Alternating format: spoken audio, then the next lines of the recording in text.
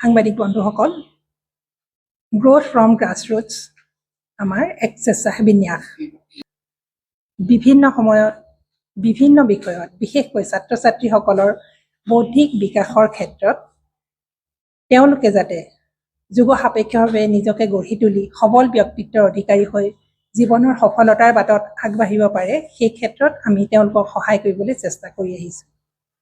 গতিকে তেওঁলোকৰ এই গ্ৰীষ্মকালীন বন্ধৰ সময়ছোৱাত অন্বেষণ নামৰ এক শৈক্ষিক কৰ্মসূচীৰ আমি আয়োজন কৰিছোঁ।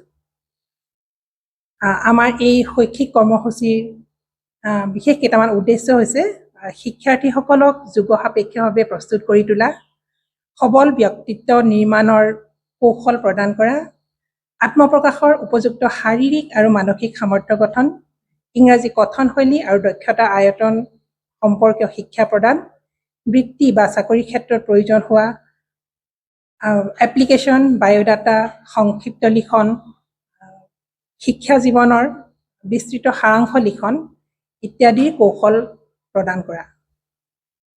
এই উদ্দেশ্য আগত লৈয়ে আমি ষষ্ঠ শ্ৰেণীৰ পৰা স্নাতকোত্তৰ পৰ্যায়লৈকে 3টা শাখাত ছাত্ৰ ছাত্ৰীসকলৰ মাজত এই অনুষ্ঠান আয়োজিত কৰিছোঁ। অসমৰ বিভিন্ন স্থানৰ পৰা কেইবাজনো অভিজ্ঞ বিশিষ্ট সমল ব্যক্তিয়ে ডিজিটেল মাধ্যমেৰে আৰু শাৰীৰিকভাৱে উপস্থিত থাকি তেওঁলোকক এই শিক্ষা প্ৰদান কৰি আহিছে।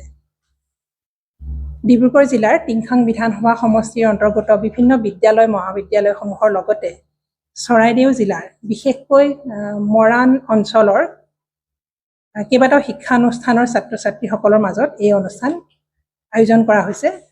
প্ৰায় 2300 ছাত্ৰ ছাত্ৰীয়ে এই অনুষ্ঠানত অংশগ্ৰহণ কৰিছে। অহা 23 জুলাই তাৰিখে আমি এই অনুষ্ঠানৰ সামৰণি অনুষ্ঠানটি আয়োজন কৰিছোঁ। আপোনালোকক জনাবলৈ পাই সুখী হৈছোঁ যে এই অনুষ্ঠানটিত আমাৰ আমন্ত্ৰণ ৰক্ষা কৰি অসমৰ মহামহিম ৰাজ্যপাল শ্ৰী গুলাব চান্দ কাটাৰিয়া দেৱে এই অনুষ্ঠানটি শোভাবৰ্ধন কৰিবহি। এই অন্বেষণ অনুষ্ঠানটিত টিংখাং বিধানসভাৰ বিধায়ক অসম চৰকাৰৰ সন্মানীয় কেবিনেট মন্ত্ৰী শ্ৰী বিমল বৰাদেৱে আৰু তেখেতৰ শৈক্ষিক উপদেষ্টা পৰিষদে আমাক দিহা পৰামৰ্শ সহায় সহযোগ বিশেষভাৱে আগবঢ়াইছে।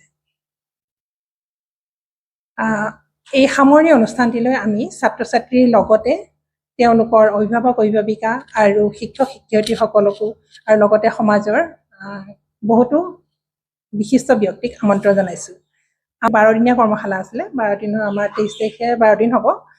আমি 22 তাৰিখে পৰীক্ষাটো অনুষ্ঠিত কৰাৰ কথা চিন্তা কৰিছোঁ। মানে আমাৰ এই কৰ্মশালাও চলি থাকিব। তেওঁলোকৰ ক্লাছৰ শেষত, মানে যিটো ক্লাছৰ শেষ হ'ব সেই অন্তত তেওঁলোকৰ পৰীক্ষাটো আমি অনুষ্ঠিত কৰিম। এটা পদক্ষেপ লৈছোঁ যে এই টেষ্টটোত যিকেইজন মানে টপ 5 আমি চিলেক্ট কৰিম প্ৰতিটো প্ৰতিটো শাখাৰ পৰা, প্ৰতিটো কেন্দ্ৰৰ পৰা, আৰু তেওঁলোকক আমি এটা এডুকেশ্যনেল টুৰত আমি নিম বুলি ভাবিছোঁ।